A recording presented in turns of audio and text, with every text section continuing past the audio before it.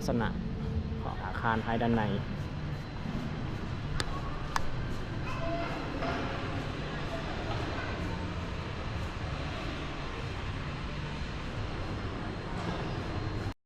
สบายดีทุกคนมาฮอดปัจจุบันโครงการปรับปรุงและก่อสร้าง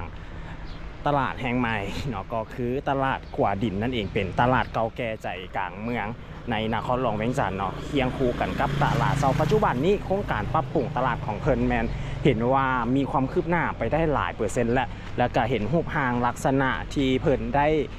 กำหนดเกี่ยวกับลักษณะของโฉมใหม่เนาะของตลาดขวาดินเพิ่นก็จะให้มันมีความสวยงามขึ้นแล้วก็มีความเป็นลาวเพิ่มขึ้นนั่นเองเนาะก็คือดังภาพที่ทุกท่านเห็นนี่แมนเป็นภาพที่เพิ่นสเก็ตออกมาเนาะแล้วโครงสร้างตัวจริงก็คืออยู่ในส่วนของทางด้านนั่นเองเนาะเพิ่นกำลังในการซ่อมแปลงแล้วก็ในการปรับปรุงตื่มแล้วเพิ่นก็ประกาศเนาะให้ท่านใดมีพ่อค้าเจ้าขายสนใจอยากจะเข้ามาจับจองห้องขายก็สามารถจับจองได้เนาะนี่ลักษณะของตลาดของเพิ่นแต่ก่อนเดี๋ยวนี้มันก็จะเป็นตลาดใหญ่ทุกทานเนาะอยู่ใจกลางเมืองเลยเนาะสำหรับตลาดขวาดินนี่แล้วก็เพิ่นได้มีการปรับปรุงปรับปรุงมาช่วงในระยะหนึ่งแล้วเนาะแล้วก็มันก็อยู่ติดกันกับทางด้านของเวกจัดไลน์เซ็นเตอร์เนาะฝากทางการนั้นมันอยู่ใจกลางของใจกลางเมืองเนี่ยเนาะอีกอย่างหนึ่งก็เพื่อให้มันมีความสวยงามเลยให้มันสอดคล้องเกี่ยวกับทัศนะของตัวเมืองนั่นเองเนาะเพราะว่าแต่ก่อนแถวนี้มันก็จะเป็นแบบห้านแบบนี้ทุกห้านเนาะมันจะเก่าแล้วก็มันมีความเสี่ยงที่จะเกิดอัคคีภัยนั่นเองเนาะเพิ่นก็เลยต้องได้ปรับปรุงนั่นเองเนาะสร้างใหม่ขึ้นมาก็คือให้มีรูปลักษณะประมาณนี้อันนี้ตลาดขวาดินรูปโฉมใหม่ที่จะให้เขาได้เห็นในไวๆนี่เนาะก็สร้างสวยงามขึ้นตื่มเนาะเป็นศูนย์รวมขายสินค้าทรงและย่อยใจกลางเมืองนั่นเองนี่เพิ่นบอกว่า coming soon เนาะแห่งท่องเที่ยวแห่งใหม่ใจกลางเมืองนั่นเองทางฝั่งนี้ก็จะเป็นขายเครื่องประมาณนี้เพิ่นให้มาเอาขายชั่วคราวเพราะว่าแต่ก่อนนี้เนาะแถวนี้ก็จะแมนเป็นแมนเบิดเลยเนาะแถวนี้นี่ปรับปรุงใหม่รูปโฉมใหม่เนาะจะดีขึ้นเดี๋ยวพาลูกค้ายางชมบรรยากาศจุดนี้ก็เป็นตลาดเก่านั่นแหละทุกท่านถามเราแล้วเนาะข้าพเจ้าอายุฮอดสำนี้ก็นับแต่น้อยจนใหญ่เนาะก็ได้ยินชื่อตลาดขวาดินเนาะตลาดเศร้านี่มาแต่ใดแล้วเนาะมันมีมาแต่เก่าแต่เดิมแล้วทุกท่านเป็นมาปรับปรุงพื้นที่ใหม่ก็จะติดกันกับทางด้านเรื่องจันไลน์เซ็นเตอร์เนาะทางส่วนของด้านนั้นเดี๋ยวในเพื่อนสร้างสำเร็จแล้วจะพาทุกท่านไปเซลล์ชมเนาะไปอัปเดตเพิ่มเติมอีกเนาะในระยะนี้ก็มาอัปเดตให้เห็นลักษณะประมาณนี้กันก่อนนะทุกท่านอันนี้เป็นภาพสเก็ตเนาะที่เพิ่นสเก็ตออกมาให้เราได้เห็นว่าหลังจากสร้างสำเร็จแล้วจะเป็นลักษณะประมาณนี้แต่ถ้าเขาเบิ่งจากลักษณะของอาคารที่เพิ่นสร้างอยู่ในปัจจุบันนี้ก็จะแมนออกมาคล้ายกันกับตัวนี้ทางด้านนี้นี่คือกันเลยเนาะอาคารทางด้านลุมก็คือกับตัวนี้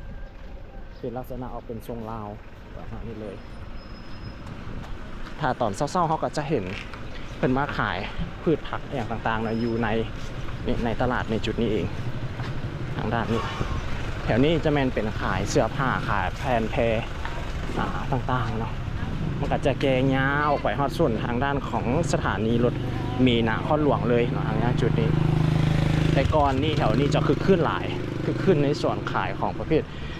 เสื้อผ้าขายประเภทแผ่นแพรอย่างสิเนาะแพรอินเดียบออย่างสิเนี่ยก็จะมีหลายเนาะเขาเคียแถวตลาดทางฝั่งของทางด้านนี้แต่ว่าปัจจุบันนี้หลังจากที่เพิ่นได้มีการเปลี่ยนก็คือให้พอข้าวซาเขาขายนี้ให้ไปขายในบนอื่นก่อนเนาะเพราะว่าแต่ก่อนทางด้านที่เพิ่นมีการปรับปรุงนั่นก็จะเป็นโซนที่เขาขายแผ่นแพรแบบนี้แหละทุกท่านเนาะแผ่นแพรแบบนี้หลายนั่นเองจะอย่างนี้อันนี้จะเป็นว่าเป็นตลาดเก่าแก่ก็ว่าได้ทุกท่านมันอยู่ใจกลางเมืองเลยเนาะตลาดขายแผ่นขายแผ่นที่ว่าเกี่ยวกับพวกเครื่องใหม่สิ้นใหม่อย่างต่างๆเนาะก็คือมันอยู่ในตลาดขวดดินโซนของทางด้านนี้ฝั่งนั้นก็จะเป็นตลาดเศร้าทางด้านนั้นอันนี้จะเป็นตลาดขวดดินอุณหภูมิห้อนทุกท่านในปัจจุบันนี้อยู่ที่นะเขาลองให้จันอุณหภูมิ37-38เนาะในบางช่วงบางเวลานั่นเองแต่ว่าเริ่มแรงๆไปมันก็อากาศเย็นลงแล้วเนาะแต่ว่าห้อนเนาะมันจะมีขายทุกอย่างเนาะขายครบทุกอย่างเนาะอยู่ในตลาดนี่ในถามว่าเป็นมื้อปกติมันก็จะมีคนมาหลายตัวนี้ในตอนสวยจังสิเนาะเพราะว่าข้าวเจ้ามานี่มันเป็นหัวแรงแล้วเนาะ20 โมงแล้วนี่ 16:30นาทีเนาะตั้งแต่หัวค่ำไปแล้วผมก็เก็บหันเมี่ยนเครื่องไปเรียบร้อยแล้วเนาะเก็บเครื่องเมี่ยนของตอนแรกอันนี้ก็จะเป็นตลาดเช้าเนาะเป็นตึกของตลาดเช้านั่นเองแล้วทุกทานในปัจจุบันนี่โครงการของรถมี BRT เนาะรถมีสายสีเขียวรถมีไฟฟ้าซึ่งก็กำลังดำเนินการอยู่นะทุกท่านคำประยุกต์นี่ขายเสื้อผ้าหลากหลายเครื่องไส้ต่างๆอยู่ในตอนเช้าเขาก็จะเห็นรถจอดแถวนี้เต็มเนาะค่อนข้างว่าจะหลายเลยเนาะครับว่าเป็นในตอนมาซื้อเครื่องซื้อของในตอนเช้าทางด้านนี้ก็จะเป็นสถานีรถมี BRT เดี๋ยวจะพาท่านยางขับไปในส่วนของสถานีรถเมล์ไปเบิ่งว่าเป็นเอาใดเนาะเป็นแต่ละเส้นทางก็จะมีแต่ละจุดห่างกันออกไปนอกพุทธอีกเนาะกายสี่แยกไฟแดงหลบประลานไปอีกหน่อยหนึ่งก็จะมีอีกอยู่หนึ่งสถานีเป็นสถานีธาตุฝุ่นเนาะอันนี้จะเป็นสถานีตลาดเช้าเลี้ยวไปหลายส่วนแล้วแหละทุกท่านเนาะในปัจจุบันนี้ถ้าว่าถึงสถานีที่เพิ่นสร้างเพราะว่ามันเป็นโครงสร้างที่เพิ่นเป็นสำเร็จรูปเนาะเอามาวางใส่ประมาณนี้อันนี้ก็จะเป็นตั้งนั่งให้กับคนที่มาล้อท่าเนาะมันก็จะมีทั้งขาขึ้นแล้วก็ขาลงนั่นเองเนาะฝากกำนี้ก็คือเขาจะขึ้นฝากกำนี้แล้วก็กลับเนาะขามาฝากกำนั้นก็แมนก็ว่าเขามาจะเข้ามาในตัวเมืองนั่นเองเนาะเพิ่นจะสร้างเป็นสถานีเดียวแต่2ฝากนั่นเองแล้วก็จะมีจุดขายปีพร้อมเนาะอันนี้ก็คือจะเป็นจุดขายปี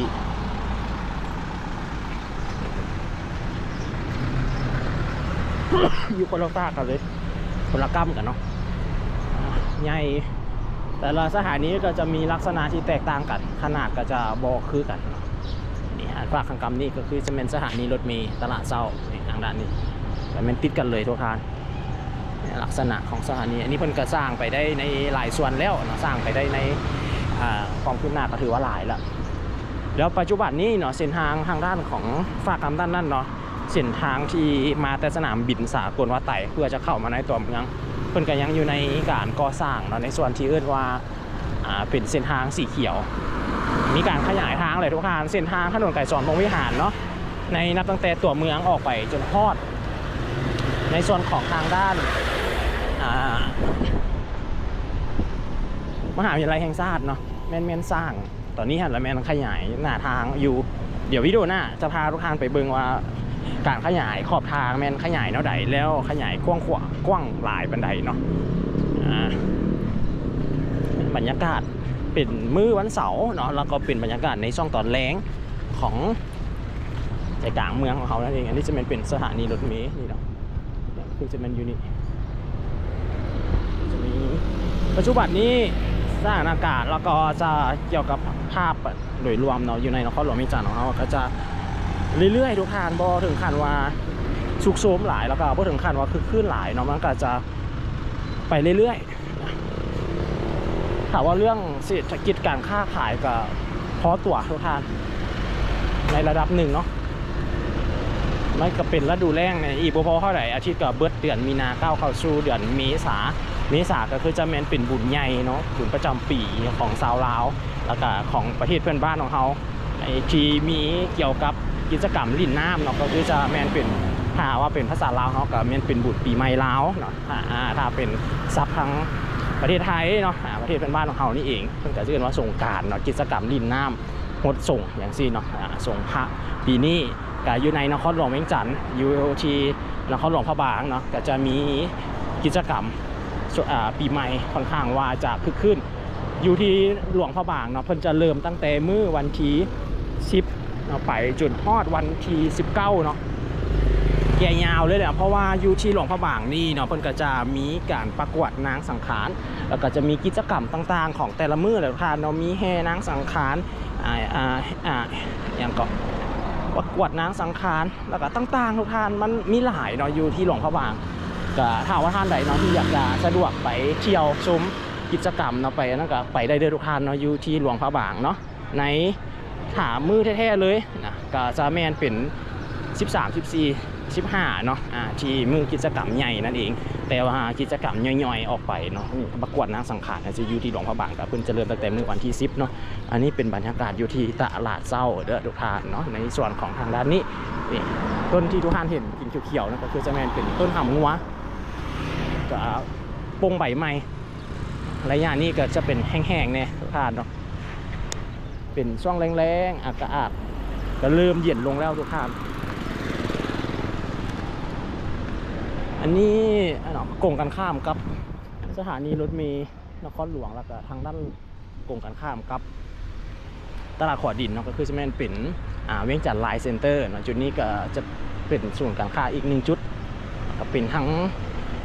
ห้องคอนโดที่เพิ่นขายกันจะมีกิจกรรมกันอยู่เรื่อยๆอยู่ผ่านในช่องตัดเลยอ่อนเพิ่นน่าจะเฮ็ดมาหลายมื้อละงานนี่อย่างจักรยานนี่แหละเนาะเขาต้องกระโบในใจอยู่ที่บริเวณทางด้านหน้าแล้วก็อีกบ่พอเลยมือก็จะมีอยู่ทางด้านหลังของผักสันขายอาหารเนาะมันอาจจะเป็นงานใดงานหนึ่งที่ไหนทุกท่านข้าพเจ้าก็พอแน่ใจนะว่าเป็นงานเนี่ยสิกะอาหารมีหลากหลายนะ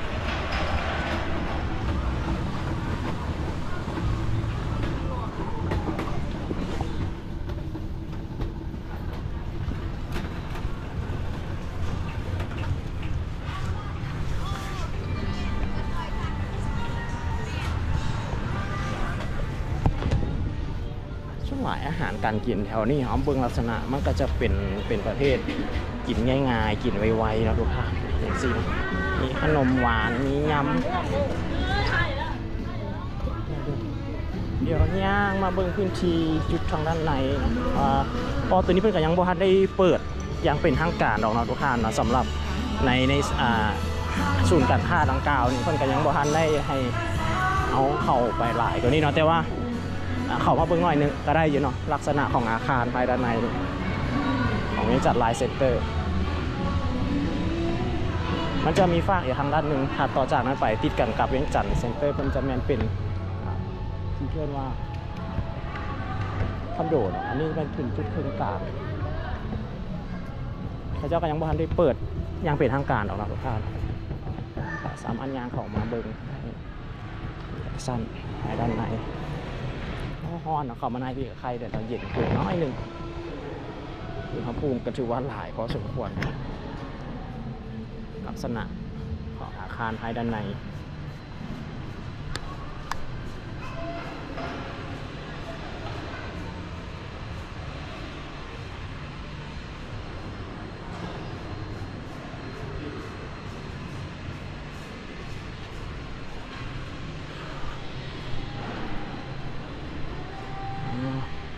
เย็นๆเข้ามาให้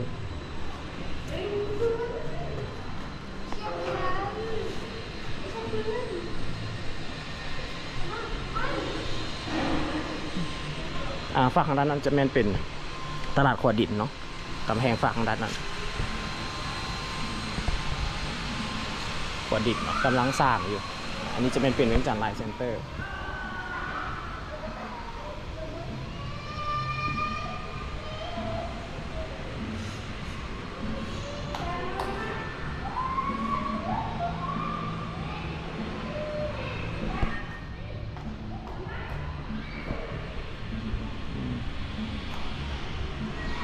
นี่เป็นลักษณะของอาคารของเวียงจันทร์ไลน์เซ็นเตอร์ทุกท่าน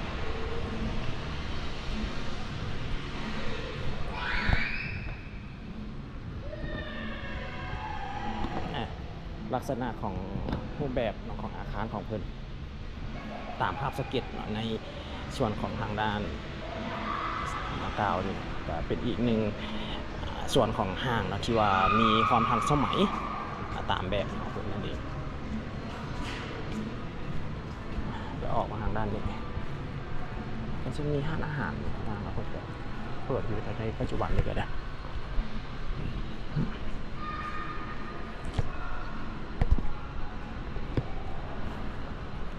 น้ำ เนี่ยออกมาพี่มันก็จะมาซอดอีกฝั่งทางด้านหนึ่งแล้วก็ติดกันกับพักซันติดกับเวจันทร์เซ็นเตอร์ตรงนี้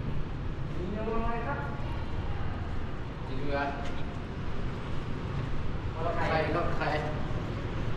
เทคออก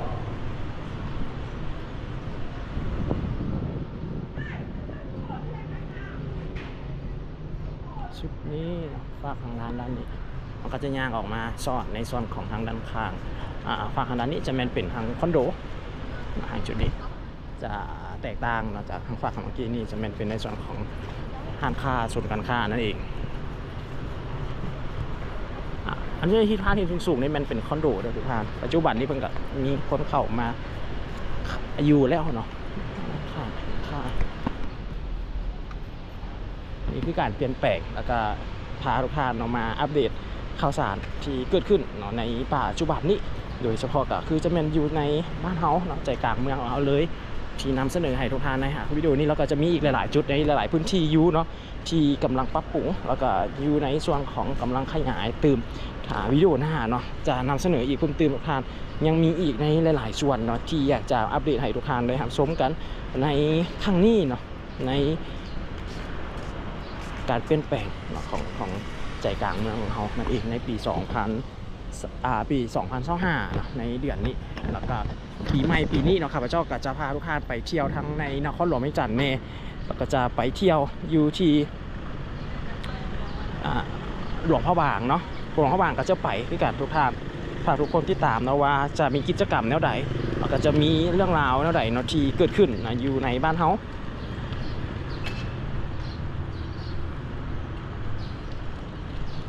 ยังแรงไปนี่ก็ยังห้อนอยู่เนาะ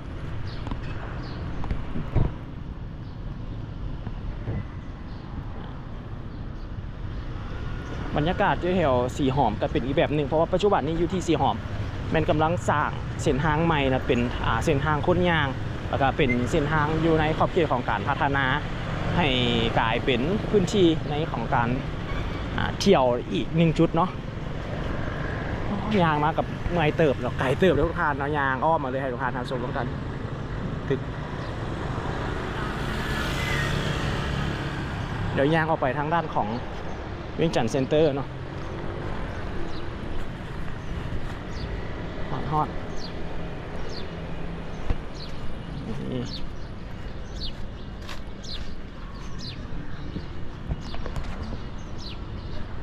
ฝากทางด้านหลัง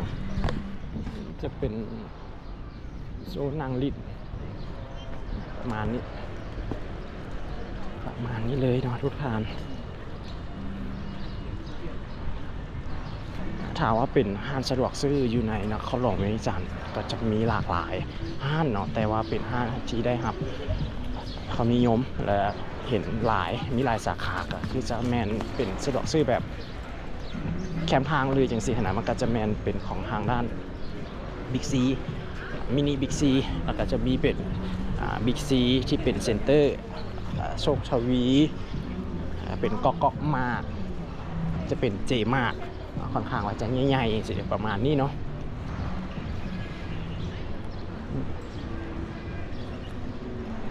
ทางด้านหลังของอันนี้จะเป็นในส่วนของบรรยากาศของทางด้านหลังของห้างเวียงจันทร์เซ็นเตอร์ค่อนข้างว่าจะบรรยากาศดีอยู่ทุกท่านแต่มันรู้สึกว่าเป็นโศกเศร้าจังไดอย่างหนึ่งนี่แหละเนาะมันค่อนข้างว่าจะโบกขึ้นจังไดอย่างนี้แหละเนาะแต่ว่าถามว่าบรรยากาศมันดีบอกกับบรรยากาศดีเลยถ้าเบิ้งโดยรวมแต่ว่ามันรู้สึกมันเป็นโศกเศร้าจังไดอย่างหนึ่งนี่แหละเนาะหลายกว่า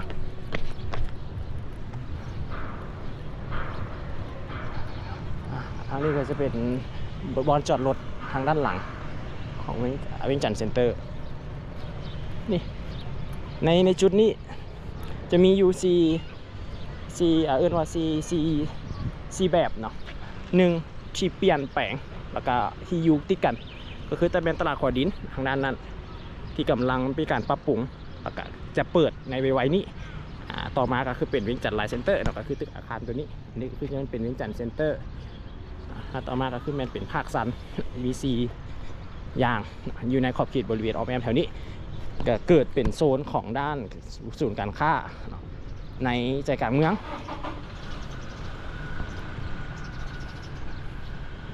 วิดีโอนี้ก็พาลูกค้ามาอัปเดตก็มาเบิ่ง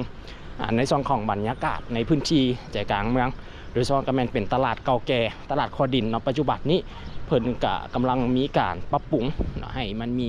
ความสะดวกขึ้นทันสมัยขึ้นแล้วก็มีความสวยงามขึ้นเนาะคันเบิ่งภาพย้อนหลังกลับไปก่อนที่ยังบ่ทันได้มีการปรับปรุงก็จะเห็นได้ว่ามันเป็นพื้นที่เก่าแล้วก็จะมีเป็นห้างเก่ามันก็เสี่ยงต่อการเกิดอัคคีภัยที่จะเกิดขึ้นเนาะหากเราตัดไฟตั้งแต่ต้นลมโดยเนาะเรากับปรับปรุงใหม่ให้มีความทันสมัยขึ้นให้มีความว่าปลอดภัยขึ้นเนาะก็จะดีถ้ามันเกิดมาแล้วมันก็มีความเสียหายเนาะก็อยากให้เกิดเนาะอันนี้เป็นอีกหนึ่งวิดีโอเนาะในครั้งต่อไปจะพาทุกท่านไปเบิ่งในพื้นที่เด็ดตื่มไปเบิ่งบรรยากาศในจุดใดฝากทุกคนติดตามเนาะในเรื่องราวถัดไป